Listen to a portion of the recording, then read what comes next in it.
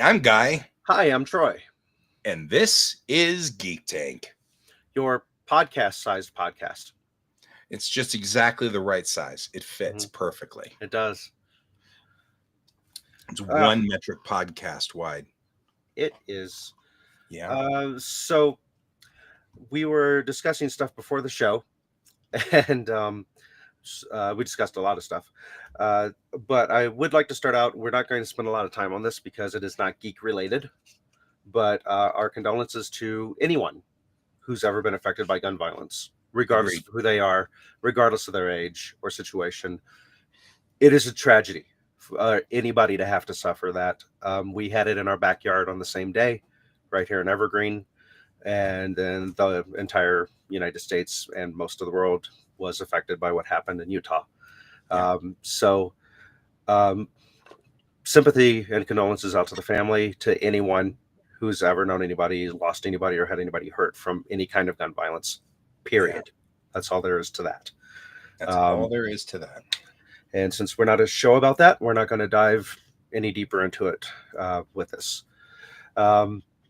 So, shifting gears, we talk a lot about what we watch on TV and such. And I've started the second season of a show called, I'm going to double check the name, I believe it's called The Road to 007. And it is a game show where they design, 007 Road to a Million. It's a reality competition spinoff of the James Bond franchise, hosted by Brian Cox, and it sets up 9 teams of 2 and sends them to different exotic locations to do various stuff that's themed in espionage and James Bond stuff. Dr. Brian Cox? That just says hosted by Brian Cox. So there's an actor called Brian Cox. Is the doctor also an actor? Sometimes. Does he play a doctor on TV?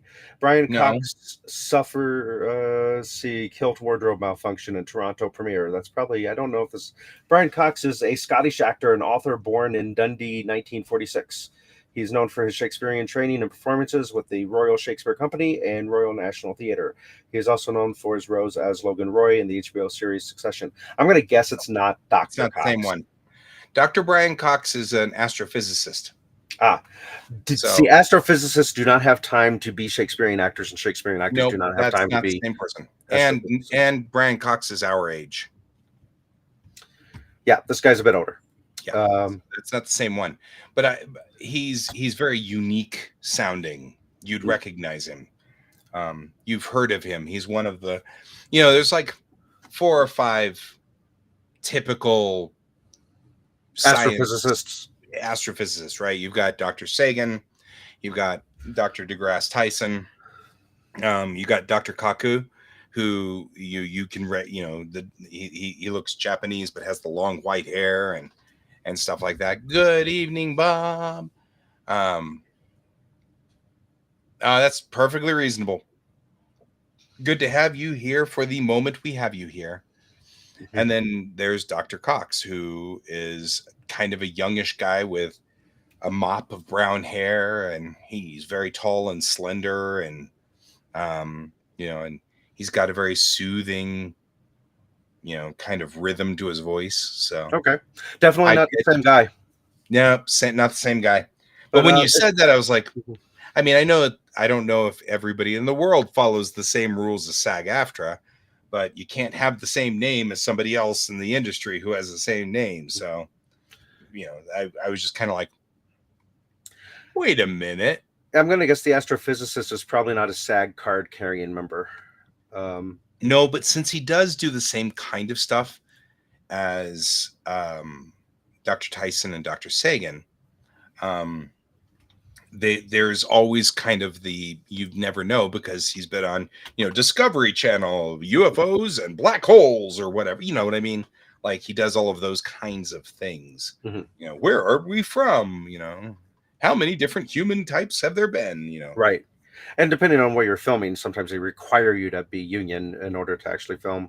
Those who don't know, SAG stands primarily for Screen Actors Guild, and it's a union to protect screen actors. But yeah, it's on Amazon. Road to a Million. It's an interesting show. The challenge they had for the first episode for season 2 that we're watching is there's a aquarium full of a terrarium full of scorpions. and Oh, the hard drive's in there, and so you have to grab the scorpions by the tail and transport them to a different terrarium.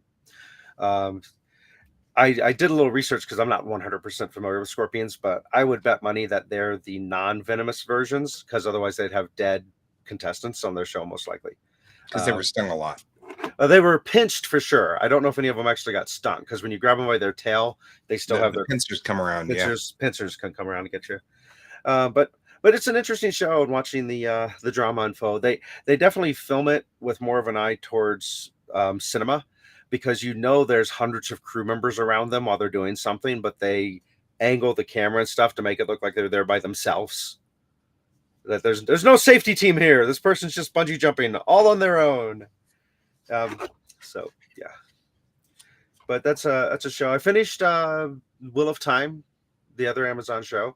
Those who are fans of the book, from what I understand, really disliked the TV series. I haven't read the book, so the TV series was just sort of there for me. I am not 100% sure I ever really believe people when they're like, I didn't like this series, I didn't like that series anymore. Because it seems like it doesn't matter what the series is. You get these groups of people who come out of the woodwork to go, this was the worst series that ever was. How could they possibly adapt my favorite thing? Like and now, especially as a Trekkie who's really enjoying Strange New Worlds, everybody's like, this is the worst Star Trek ever. There's nothing as bad as this. Which you hear every like, time. And I'm like sitting there going, I actually really like this. And it does feel like Star Trek to me. And I would think that I'm kind of qualified for that. Like this sounds like something I'm qualified to make a judgment on. I'm just saying. So I'm starting to get to the point where, like, Wheel of Time people, this is the worst adaptation ever. I'm like, yeah, whatever. Because I don't trust anybody anymore. Because they don't have, my own fandom is like, I don't get it. And they don't have to worry about it because it only got 3 seasons and got canceled. So lots of loose ends untied. I'm sure, since that sounds like that type of thing. Yeah. But yeah, I mean, I just I don't have a lot of faith now anymore when people you gotta just watch it yourself. Yeah, which is fine. I kind of like these shows, so got nothing against that, So yeah. So kind of thinking that's a thing. Yeah, we're almost done with Cobra Kai, the current season. Yeah. Well, I don't know if I should. I don't know if I should open that can of worms. I'll just say there are people out there that like it. Rings of Power, that is. Andy's saying that she doesn't know anyone who likes it. The complaints I've heard in person. I just checked that was a moment. Oops, connection lost. Reconnecting. Is your ship crashing? I guess. Maybe I shouldn't mess with I just opened up tonight's homework assignment to see what I've got to do for my class, and then all of a sudden it just dumped the system on me. And I was like, well, tried to cast crash the whole system on you. Yeah, I tried to cast crash system. You got to divert power from the shields to your internet, right? I actually feel like I've got something kind of going wonky on my machine because it hasn't been right for quite a while. Did you ever get the mouse thing figured out? No, I still have the mouse problem, and it's not just a mouse problem. Like, that's one of the things that happens. Sometimes you try to do 2 things at once, and it's almost like, nope, I'm going to sit here and intentionally suspend every other thing to do this one thing, which isn't very intensive. And you can even see it. I brought up the task manager, and it's like only like 3% of my CPU, but for some reason everything has to freeze while it does it. So I'm not. Yeah. Yeah. So that's kind of an interesting. I don't know. So I don't know what's wrong. I was just laughing about how she was saying thanks for staying on topic. Meanwhile, I'm not even remotely on topic to the computer system. I did want to bring up something you brought up because of SAG, because of the fact that it's related to geeky stuff, but only if you're really into the making of stuff, which is a geekdom you and I share, but not a lot of people do. And that is that Sean Astin just became the president Oh, of SAG. interesting. So I thought that was kind of cool.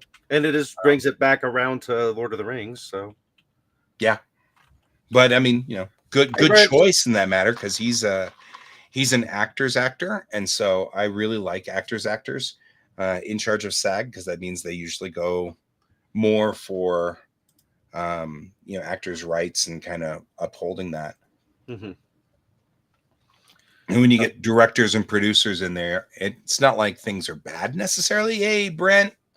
It's not like things are bad necessarily with producers or directors. And this is something I picked up from my mom, Your mom. because that was her thing. Was this was stuff I grew up with, knowing about actors and SAG and AFTRA and all that stuff. So grew up with all of that. So that's the thing. Interesting.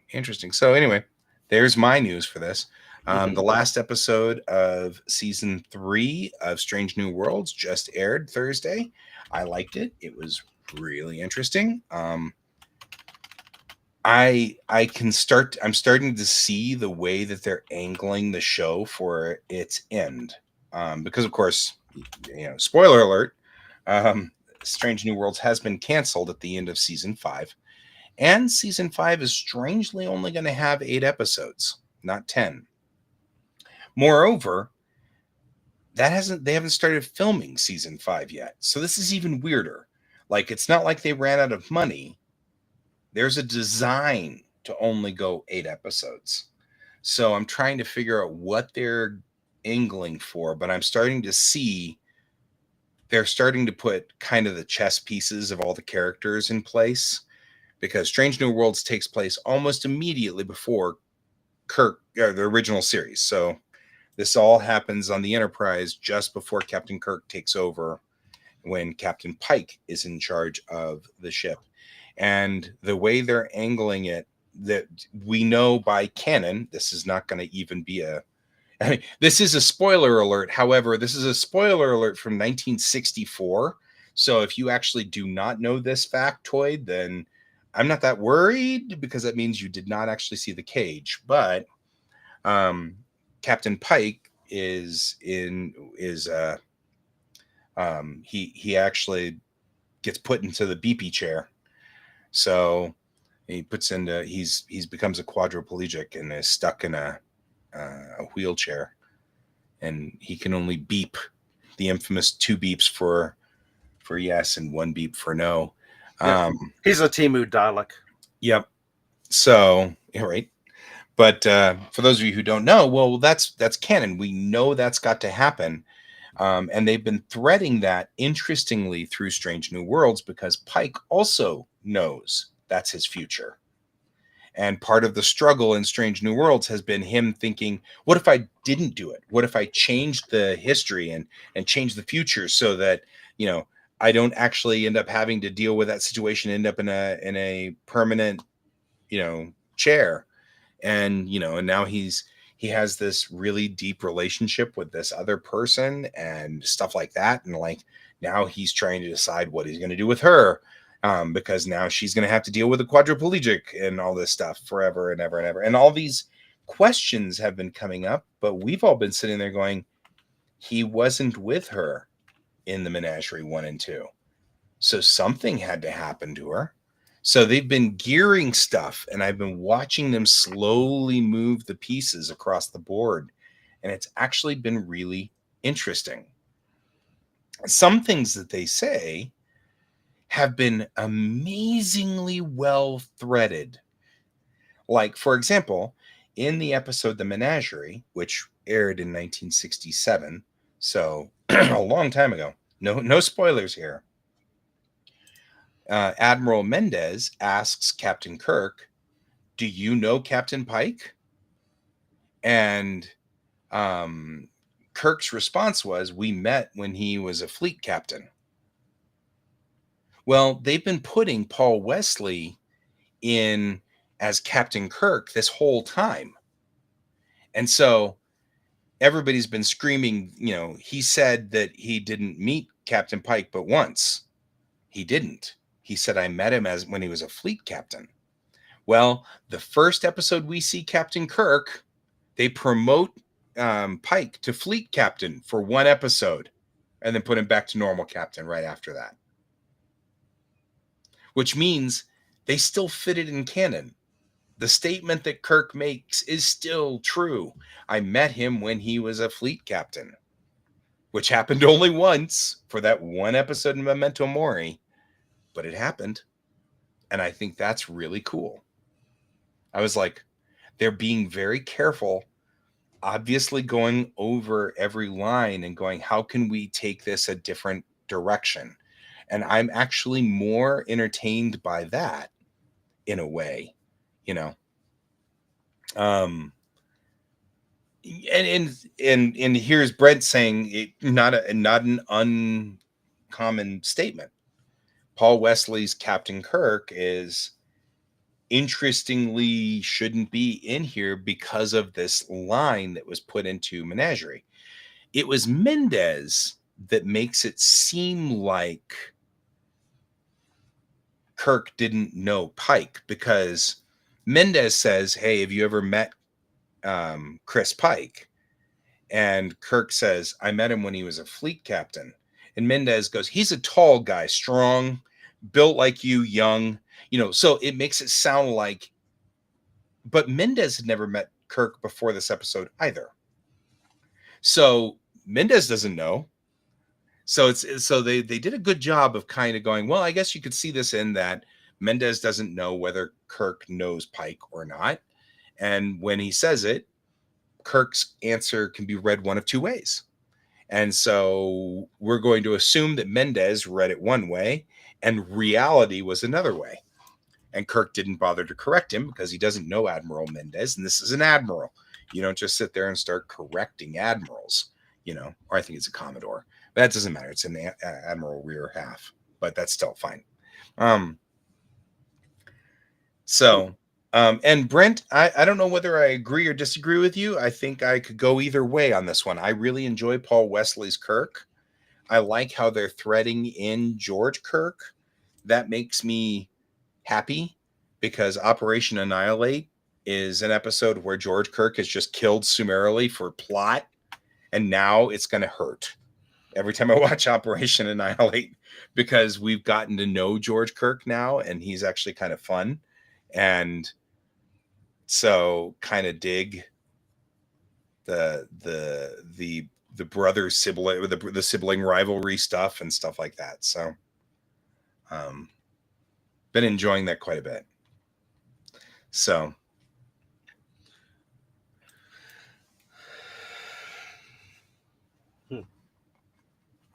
keep his brother. It's I you know what? I can see that totally. It makes total sense. I don't know if I agree, but also I kind of started this new batch of Star Trek with, I resisted too much on Enterprise. I was too much of a fanboy on that one. I got too cranky.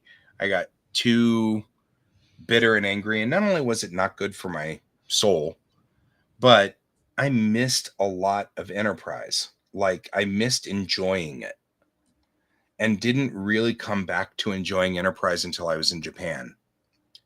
And realized that I could have looked forward to watching Enterprise.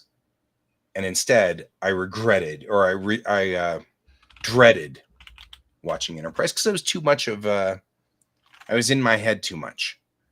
So when Discovery came out, I promised myself I would give it a fair shake and be relaxed on it and go with it a little bit. And what I discovered was all those things that everybody thinks where they're trashing canon, they're working really hard to thread the canon through.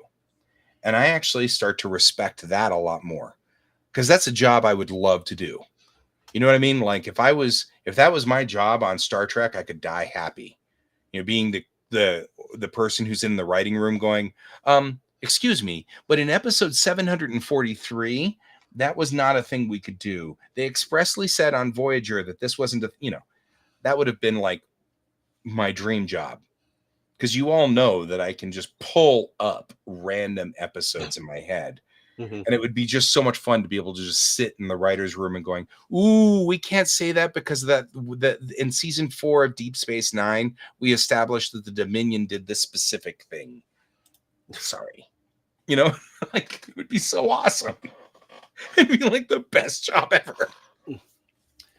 Uh, back So when back when Tara was in college, up in Ohio at Ohio Wesleyan, I get to go visit her maybe once, maybe I'd say 2 or 3 times weekends during the month, because it wasn't every weekend, because it's a long drive from Louisville, Kentucky, up to Ohio Wesleyan. But we would watch both Deep Space Nine and Generations, Next Generation, on this little 12-inch TV combination VCR TV thing that she had in her room. And that was a fun time watching those shows. Most of them, of course, were syndication at that point, mhm. except for the new episodes of Deep Space Nine that were still coming out. But we made it a little game that at the end, when they play the title to Next Gen, to sing a song to it that recaps the plot of that episode. So that was a lot of fun. That is kind of fun. That is kind of fun. Brent's I see you know what? I don't have to repeat what Brent's saying because you all can read it now too. So don't have to worry about it. Which is the benefit of using Restream.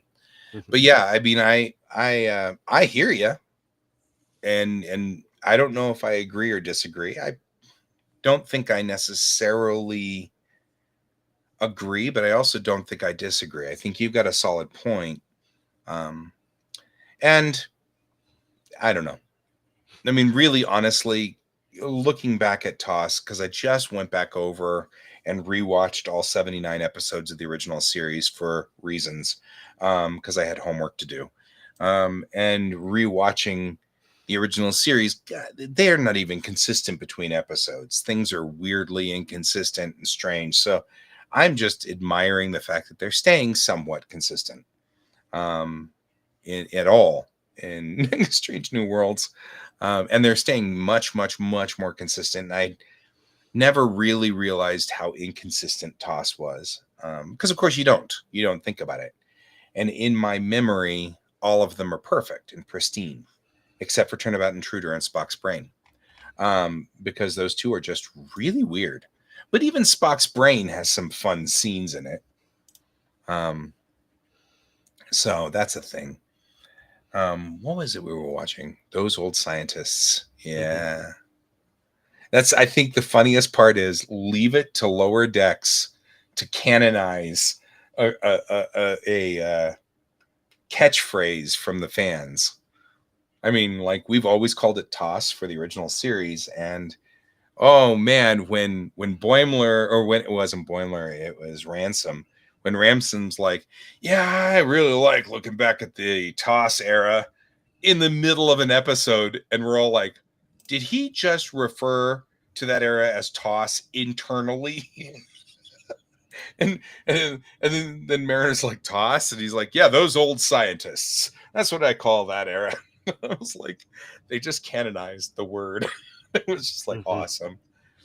But yeah, so that Lower Decks was brilliant. I thought I was going to hate Lower Decks. I thought I was going to hate it so much, and it's one Hmm. of my absolute favorite Star Treks ever. I just sit here and watch Lower Decks all the time because every time I see an episode of Lower Decks, I will find some other reference to canon that I didn't see before. Something in the background or something that they stuck there, and I'm like, oh my God, what are they referring to now? And so I just absolutely love Lower Decks. It's one of my favorites. And I thought for sure I was going to hate it, which is, again, another reason why I try to come at Star Trek now with an open mind. Even the ones that, like, I am not that interested in Starfleet Academy. I'm just not. And they just released Star Trek Scouts, and Scouts are 2-minute episodes designed for preschool age children. And I'm like, I really don't want to watch it, but I can't feel like I know all the episodes if I don't watch it. I watched all of Prodigy, and I really do not particularly care for 3D animated shows. And I still watched all of Prodigy, and it turns out the Prodigy was pretty good. So I was actually like, eh. Well, you just have to be able to realize you're not committed. If you watch 2 or 3 episodes and they suck, you don't need to waste your time watching the rest of them. You can wait until somebody says episode 34 is really good. You can just go watch the one episode that's really good. Right. So, well, and that's what I'm kind of doing is I'm setting up my own video server, which has only the episodes of Star Trek I like. But there are episodes of all of them in there. Like Discovery's hard because I've been doing 2-parters. I bring them into Premiere and take opening credits and end credits and chop them off and then glue them together to make 1 hour and 45-minute long episode, so that whenever it comes up in the auto rotation, I don't just get part 2 of this episode. So I'm doing that. Well, I don't know what to do with Discovery because some of those episodes are literally 6 episodes or 7 episodes long. And so it's like, oh, well, yeah, the female Jem'Hadar, I really am I think that's interesting. That'd be the same with all of Picard. You can't really watch Picard out of order, right? Right. So I'm having a problem with Picard as well. I mean, and this is saying, with saying that I enjoyed Picard. I even enjoyed seasons 1 and 2, not as much as I enjoyed season 3 naturally, but 1 and 2 of Picard were okay. I wasn't ecstatic about them, but they weren't horrible. Spock's Brain's still worse. Turnabout Intruder is still much worse. So Turnabout Intruder was the last episode of the original series. It was episode 79. And the plot was that this woman wanted to trade bodies with Kirk because they wouldn't let women pilot starships, be captains of starships. And so she steals she steals Kirk's body so she can be the captain of the Enterprise. That's the plot. Mm-hmm. It was cringy back then. The point was that they were just a little too on the nose with women aren't allowed to do jobs. And unfortunately, it broke kind of one of the rules of Star Trek, which is in Starfleet, you can do anything. So if you're going to make a statement about women not being able to have a job because they're women, you need to have alien planets, Babel bops that do that. You have to like side snap it, move it over to the side. And since they did that, it sort of canonized that women weren't allowed to be captains of starships. And what ended up happening was we all just sort of brush over that. Nobody mentions it. It never happens again. Mm-hmm. But it did come across as one of the things that I did with my comic book, which was the wording that they said was that women couldn't be captains of starships. And according to the way that original Star Trek was set up, the Enterprise was a starship class ship, and there were 12. And so later they changed it to Constitution, but in the original thing, it says starship class on the plaque. So I made that my captain, who was a female captain, was captain of a destroyer, not a starship class ship. So in other words, the discrimination only occurred in those 12 ships. Everybody else you could have a captain or a female captain in any one of the other ships. 4,000 ships in Starfleet, only 12 you can't. It's Star Trek 4 was the first on-screen female captain, Star Trek 4. USS Saratoga. So, who happens to be the actress that also plays Geordi's mom later on. His mom. Season 6 of TNG. So anyway, speaking of Star Trek, I need a D7 Klingon from Star Trek Attack Wing, and we should ask one of our sponsors if they have any in their stock that I could buy from them. Right. And who are our sponsors? Well, let me tell you, the Geek Tank is sponsored by Kieran Games, Geekway Homes, The Massage Wizard, and your mom. Your mama. Your Mamaya. I don't know, papaya. Papaya. I Your don't know. papaya.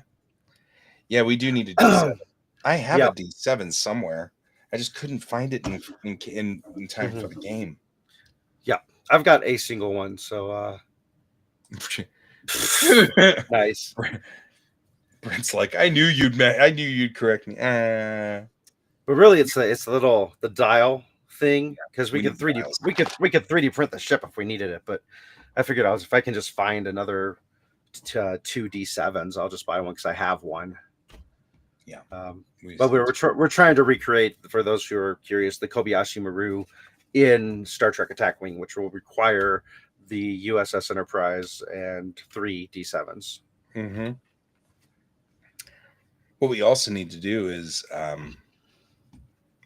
would think that it'd be fun to print out little teeny people on a stand, because there's objective markers the way that it's set up, so you have to be able to transfer those objective markers. In other words, beam up the crew of the Kobayashi Maru. But you can only do it with your shields down, and you can only do it one at a time per turn. Mm-hmm. And there's like 6 of them. Well, MechWarrior released HeroClix version, and they have the little soldiers, 5 per base, and they're really tiny. You could just repaint those in That's Federation exactly what I was outfits. thinking. I've got a couple of those as well. Whenever MechWarrior did that, I bought a couple of those as well. And my thought that was my thought exactly, was the little teeny dudes on a base, and then you just have to be able to move all of those stupid little teeny dudes on a base. You know. Yeah, that requires a few more models than 4. Yep. They did. And I hate to say this, but that'd be a lot of ships in there playing against one board cube, or you'd have the people play the one board cube, at which time it's a given. But they did release the giant the big board cube's what you'd have to use for that, because that's what that's for.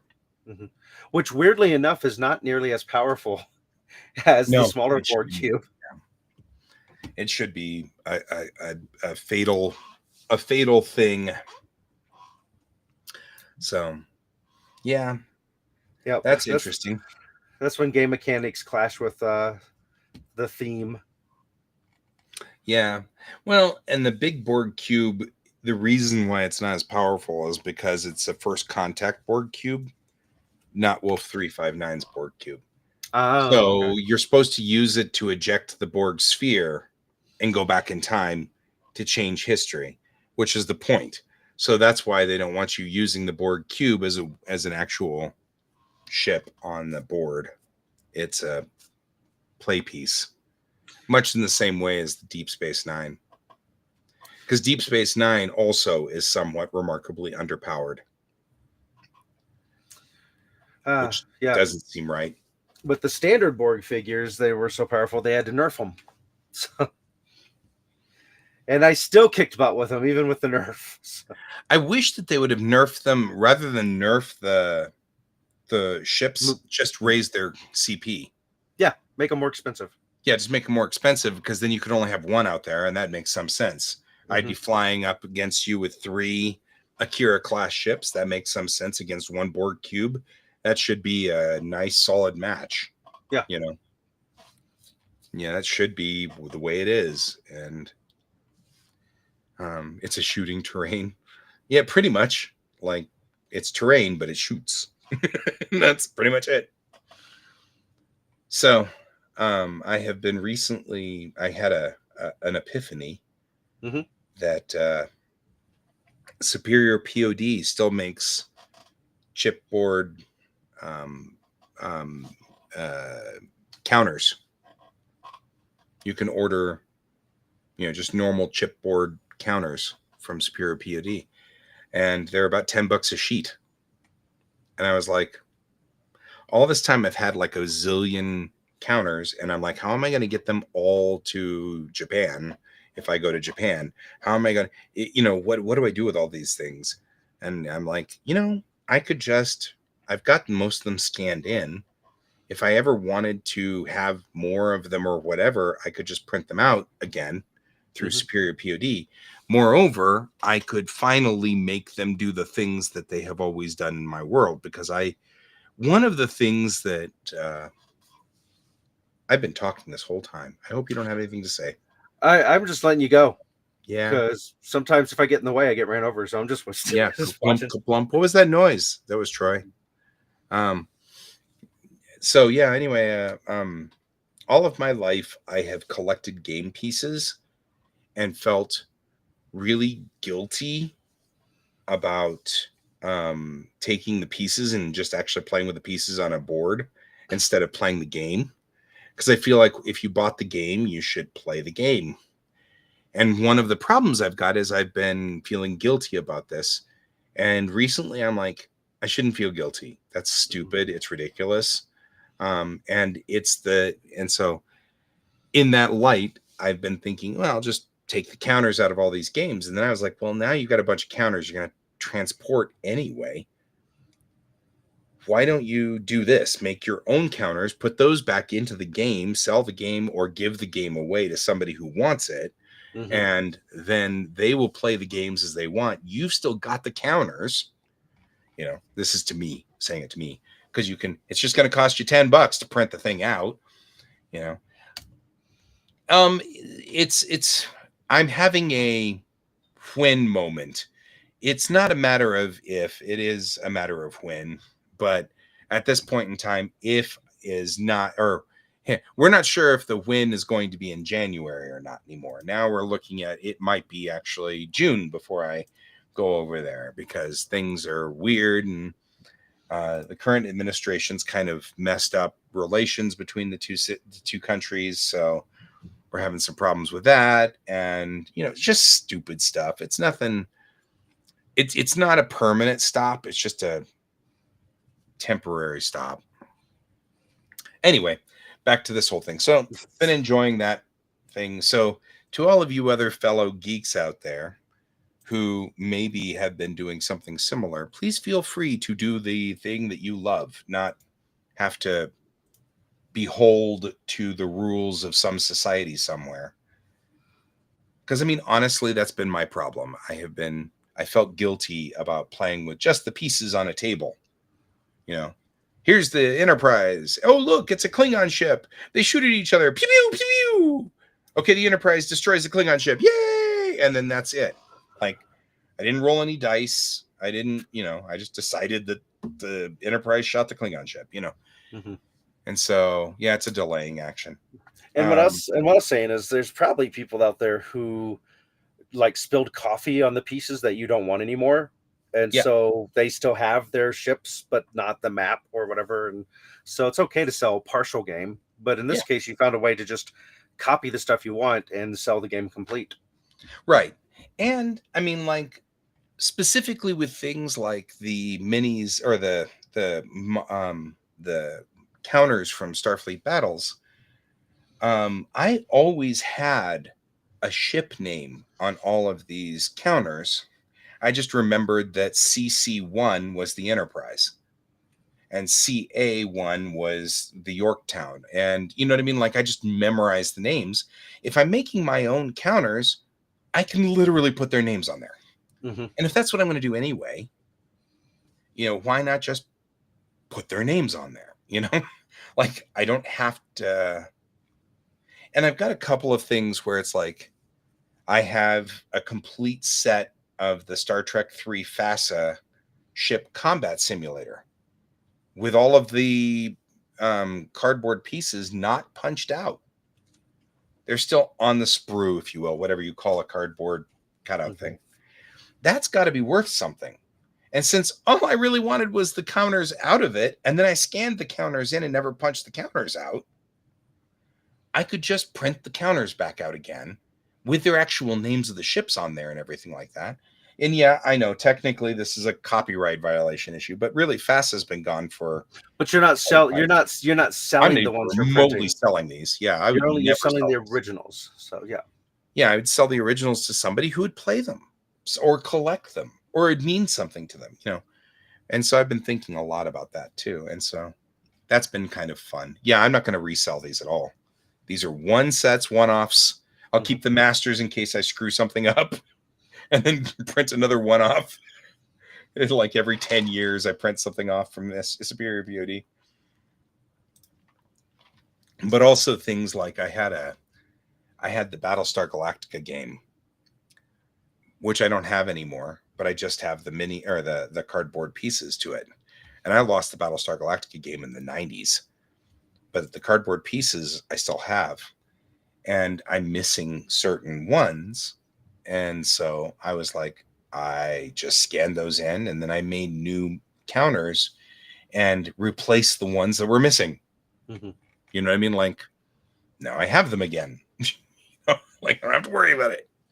So I've been very proud of myself for this idea. This was a good idea on my part. I was like very proud of myself. I'm like, why didn't I think of this before? So here we are. Well, I'm glad you got that figured out, because take up a lot less space than actual plastic spaceships. Yeah. Also, I think I'm going to pare down some of my plastic spaceships too, and take only the essential ones, because I have a lot of plastic spaceships, and not all do I need. I mean, even with the larger guys, like the guys that you can't see because it's dark back here, I'm going to give them to you guys so that you guys can have them. So that, because I can't carry all of them, but I am going to take the South Bend Enterprise that you found, mostly because it's not unique. only is it rare, but it's got such an awesome story to it. Right. And it reminds me of you and your awesomeness. So I'm totally taking it with me because nobody can have that one. That one means so much to me for so many different reasons. So, yeah. Yeah, I mean, definitely the location I found it in too. I'm like, I'm in the backwater of redneck country and crammed here between all of these Confederate flags. I found this Enterprise. Right. I feel the need to save it from its fate. So. And now it lives with me, where it's the happiest little ship. Much nicer home. Yeah. Yeah. For those of you who are not familiar with what we're talking about, I have a very rare toy from the 80s called the South Bend Enterprise. And it's called the South Bend because that was the company that manufactured it. But it is extremely rare for multiple reasons. One, it is configurable, so you can take it apart into multiple little pieces and then make a different ship out of it if you wanted. But two, and this is the reason why it's super rare, it was molded after the original model of the refit, the movie Enterprise. But when they made the model of the Enterprise for Star Trek 1, after they made the model, there was a rainstorm and the water leaked onto the saucer and destroyed the bridge section on the top of the saucer. So they had to rebuild it. So the next version is completely different. So the South Bend Enterprise's bridge is that original bridge before the rainstorm hit it. And so it's extremely rare on multiple different levels. But to add to it Troy's story of finding it in this like weird place, and then he calls me and he's like, do you want one of these? And I looked at it and I went, I don't recognize that because I've never seen one. I'd never seen a South Bend Enterprise. So I looked it up online and they're like, this is an extremely rare Enterprise. It's just you. And then I was looking at it and I was looking at the dome on the top and I was like, whoa, that's not even real. Oh, actually, I'll go get it so I can show you. Why not? Yeah, because when I called you, I was like, if you don't want it, I'm going to get it for myself. Either way, I'm buying this. Right. But if you want it, I'm buying it for you. If you don't want it, I'm buying it for me, because the reconfiguring aspect of it I thought was really cool. Yeah. So, yeah, here's the saucer section. I've been dismantling it because I'm trying to clean it because it's yellowing around but here's the top of the saucer section. You can it's hard to see, but you can see that the bridge section is just slightly different than the way that it actually ended up in the movie. And that's because this is the way it looked, this section here and this section in the back. All of that was destroyed in that rainstorm before filming started. So they hadn't actually started filming Star Trek 1 yet. And this is based off of that design. But it's got this cool, you can put the warp nacelles here if you want and stuff like that, or you can stick the secondary hull here. It's got like all this reconfigurable stuff that makes it kind of fun. I opened up the little door in the back because there's a battery that goes back here. So it used to make noises. It actually does not make noises anymore, which is kind of sad. So this is one of the things I'm going to take apart and fix. so they can get back to that. But this is called the South Bend Enterprise. It's a very rare enterprise. So, but yeah, it definitely, this guy's going with me. Mm-hmm. He means so much to me for so many reasons. Yeah. It was fun. Yep. Uh, So yeah, I've managed to talk almost nonstop for the whole show. Clearly, you needed to get it out of your system. Yeah. Well, I think I'm stressing a little bit. So it's been, I'm just, there's a lot going on, a lot of moving pieces, you know? So I feel like that's kind of a thing. So yeah, it was actually made in 1979. So I'm not surprised it's yellowing and that the sound device doesn't Yeah. work on it anymore. That's when the Star Trek movie came out. Star Trek 1 was in 79. And like I said, you don't see it anywhere else really. Mm-hmm. So it's kind of cool. It is still just really neat. Yeah. Yeah. And who knows, there might be a way that once you crack it open, you'll find someone who's like, oh, if the sound thing's not working, just do this and it fixes it or something. Yep. Mm-hmm. Yeah, I figured. But I figure first I'm going to clean it. Then I'm going to have to go through and figure out what to do about the decals, because they make replacement decals, but then your question is, did you change the original? You know what I mean? Mhm. Like all the decals are old and coming off of it, and it might not be bad. Yeah. There is a chemical bath you can give for it. Yeah, I've got a friend of my brother's, and I'd say a friend of mine, restores old toys and gets the yellow out of plastic stuff, but I don't know the full details. I've just seen them post pictures of like old Major Matt Mason figures and stuff that they've refurbished. It looks like that particular one I found, they had lost the stand for it. There's like a red see-through stand I'm noticing. Yeah, which But, is fine. yeah. But anyway, gosh, yeah, I've been trying to use my powers to find cheaper food now, since food and coffee and everything's for some weird reasons gone up in price. Nobody I know. knows why. It's just weird. And so I was able to use it to find some $3 containers of espresso, which is now going for like your firstborn. So I swiped all of the clearance espressos that expire in 2028. I think I'm probably going to get through them before I get to 2027. Right. That's a thing. Yeah, but repurposing my amazing frugal finding powers for actual essentials instead of Star Trek ships, which could be essential in the right situation. I mean, Yeah, I think you should find some of those old clam boxes like GEV Ogre used to come in, mm-hmm. and since you're going to be printing out the little cardboard ships again, come up with little like 5 to 10 ship per side games and scenarios that you can just carry with you in Japan in your backpack, and you can just pop it open and set it up and play a quick game with someone. So definitely an option. I also bought a 4-foot by 4-foot Starfield that's on that hydrogen peroxide. Oh. That's right. You could probably do it with hydrogen peroxide.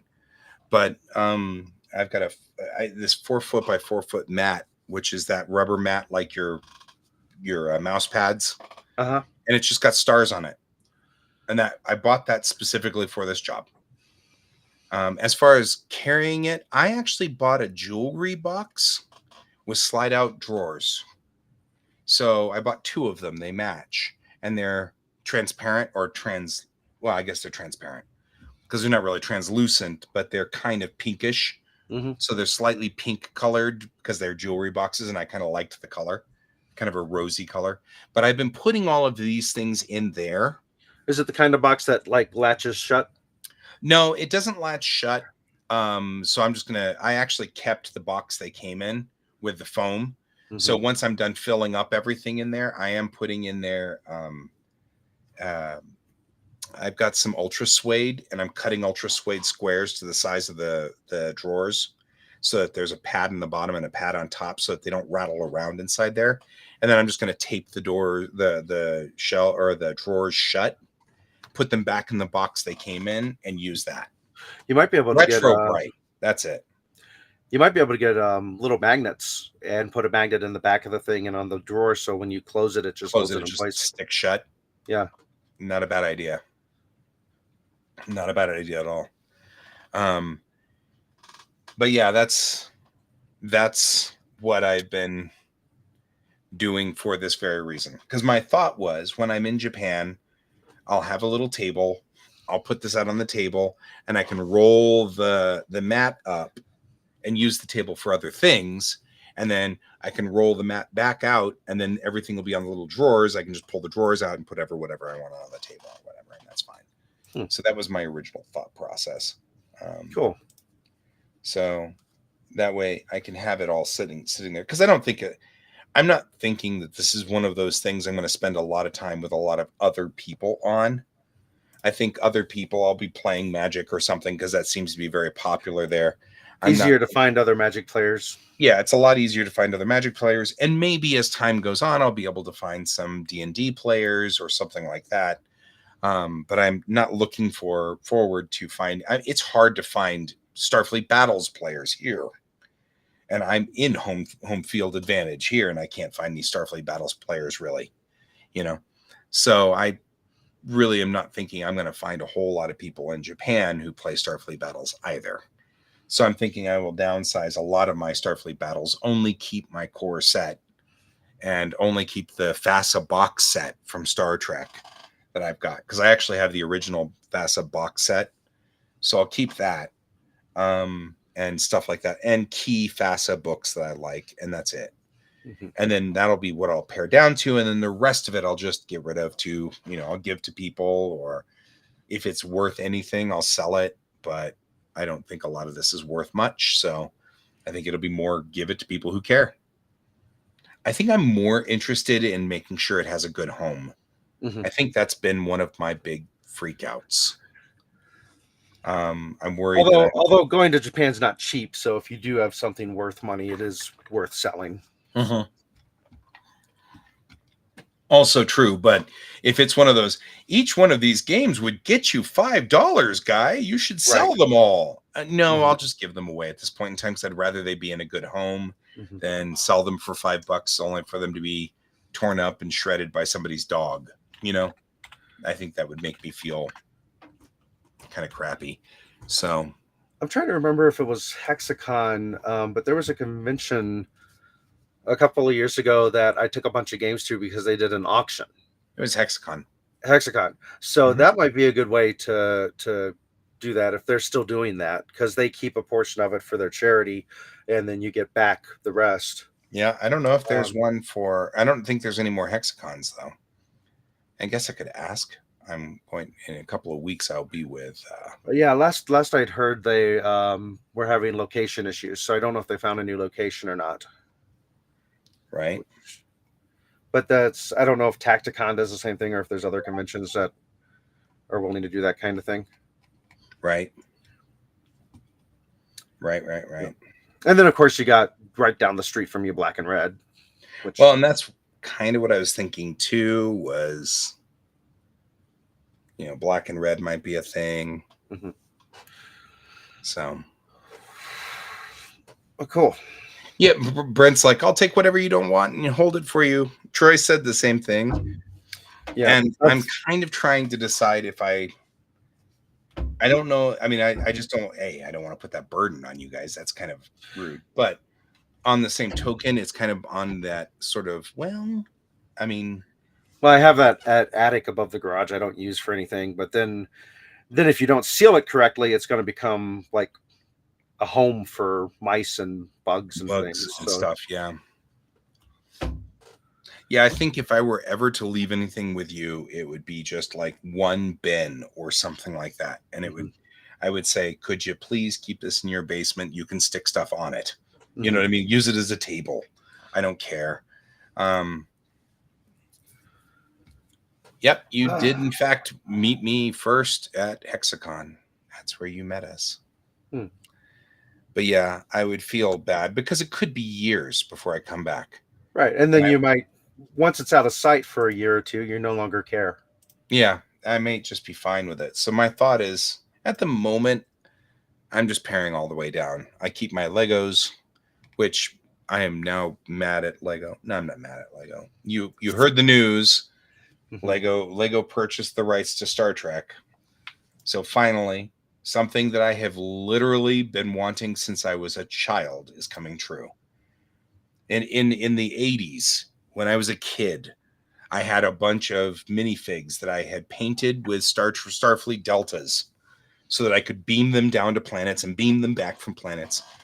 And I had to struggle to find black legs so that I could put them on the red shirts, and the blue shirts were impossible to find. And Mhm. so there were no scientists, just a whole bunch of command and security people, and that's all I had. And so, like all of my life, I have all of my lives. I'm like a cat. I have 9 of them.